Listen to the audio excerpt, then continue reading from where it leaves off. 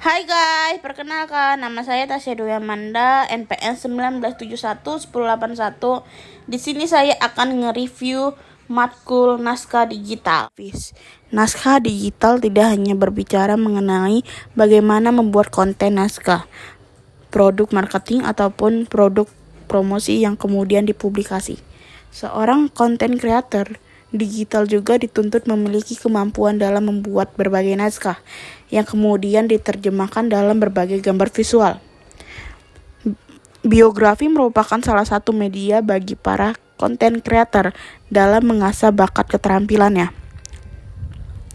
Teks biografi adalah yang berisi tentang cerita suatu tokoh dalam mengarungi kehidupannya, baik merupakan masalah ataupun kelebihannya, yang ditulis oleh seorang agar tokoh tersebut dapat diteladani banyak orang. Ciri-ciri teks biografi adalah biografi dibuat berdasarkan informasi, fakta, serta disajikan dalam bentuk yang narasi. Yang kedua, faktanya berdasarkan pengalaman hidup seorang yang diceritakan dalam tokoh biografi tersebut. Yang ketiga, ada pengalaman hidup seorang tokoh dalam menghadapi masalah-masalah yang dihadapi sehingga menjadi seorang yang sukses sampai sekarang ini. Struktur teks biografi. Ada orientasi pengalaman tokoh. Yang kedua, ada peristiwa penting, perjalanan penting hidup tokoh. Yang ketiga, reorientasi, penutup cerita akhir yang terdapat pada penulis tersebut. Pengertian autobiografi. Secara singkat, pengertian autobiografi adalah tulisan yang dalamnya berisi tentang pengalaman riwayat perjalanan hidup seorang memulai dari masa kecil sampai keadaannya sekarang ini. Autobiografi berisi lika-liku kehidupan seorang melalui masa sulitnya, kegagalan, kesedihan, kebahagiaan, hingga bisa mencapai keadaan di masa yang sekarang ini. Umumnya, isi pada autobiografi dicatat sebagai dari ketika kita bocah-bocah hingga suasana sang pengarang saat ini, dari yang sangat susah memperoleh kreatifan atau kejayaan yang menyangka hati selama hidupnya. Contoh perbedaan penulisan autobiografi dan biografi. Tujuan penulisan autobiografi adalah yang satu, mengenalkan diri kita secara lebih detail kepada orang lain. Yang kedua, memberikan gambaran pelajaran seperti kisah-kisah inspirasi bagaimana seorang dapat sukses dalam bidang yang sedang digeluti sekarang ini, baik itu dalam karir, bisnis, politik, ataupun bidang lainnya. Yang ketiga adalah bahan pencitraan seseorang. Teknik penulisan naskah digital. Apakah kita pernah merasa bosan mengikuti perkembangan digital? Apa kita pernah merasa bosan menyaksikan iklan-iklan yang ada di televisi atau media sosial yang itu-itu aja? Jawabannya adalah ya, bukan lagi sangat bosan. Naskah digital dan tangan-tangan kreatif. Di era digital sekarang, kita disajikan dengan berbagai informasi, bahkan hingga overload, dan kita tak kunjung bosan. Kita senang mengaspirasi sesuatu yang baru dan mengesankan. Lantas siapa yang bisa melakukan itu semua? Adalah content creator. Jadi content creator itu lahir dari tren website, sosial media, dan pekerjaan utamanya itu seperti namanya, yaitu membuat konten. Content creator adalah bagian dari sebuah tim kreatif yang terdiri dari penulis, ilustrator, fotografi, dan sebagainya lainnya. Nah, contoh konten creator ini seperti ada Raditya Dika, Ria Ricis, dan masih banyak lagi. Nah, content creator terdiri dari dua kata dalam bahasa Inggris, yaitu content yang berarti konten, dan creator adalah artinya pembuatan. Content creator merupakan suatu karya yang dibuat content creator dalam berbentuk audio, visual, maupun teks yang ada di media. Yang paling terkenal itu adalah content creator di TikTok, YouTube, dan Instagram. Sesulit apa sih menjadi seorang content creator itu?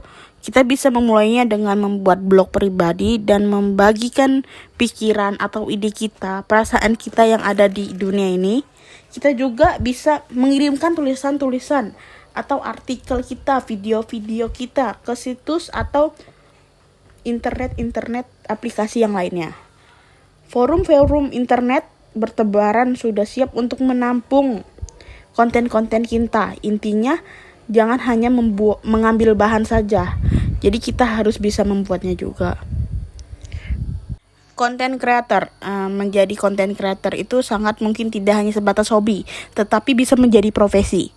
Bermula dari ketekunan, fokus, niat, dan mengasah keterampilan, kita bisa menjadi content creator yang tanpa batas usia, latar belakang, atau dari pendidikannya juga. Bagaimana hasil menjadi content creator?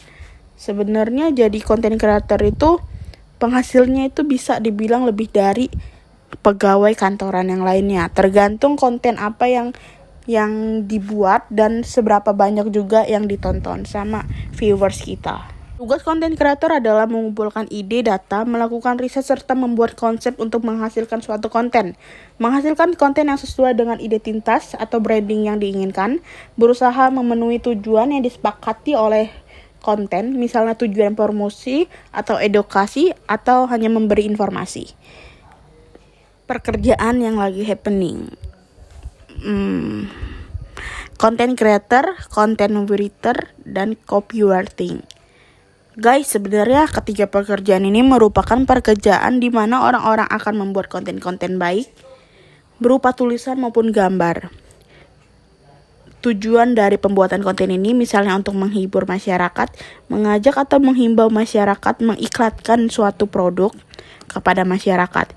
Jadi content writer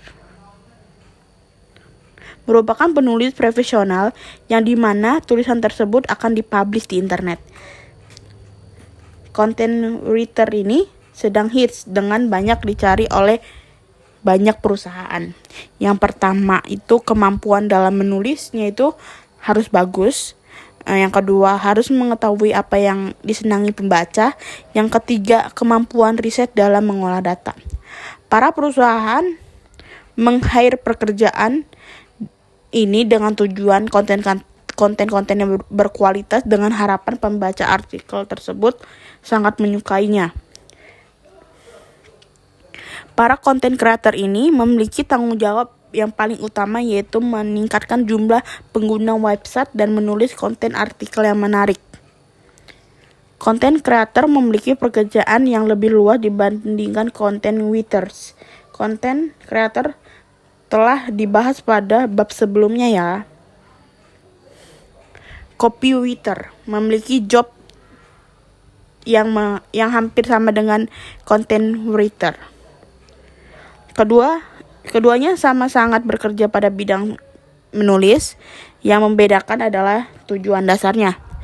Copywriter memiliki tujuan penulis untuk meningkatkan ketertarikan masyarakat yang berperan sebagai konsumen untuk membeli suatu barang atau menggunakan suatu jasa. Kalau copywriter itu adalah merangkai kata dan jago mengkonsep tulisan dan jago meriset.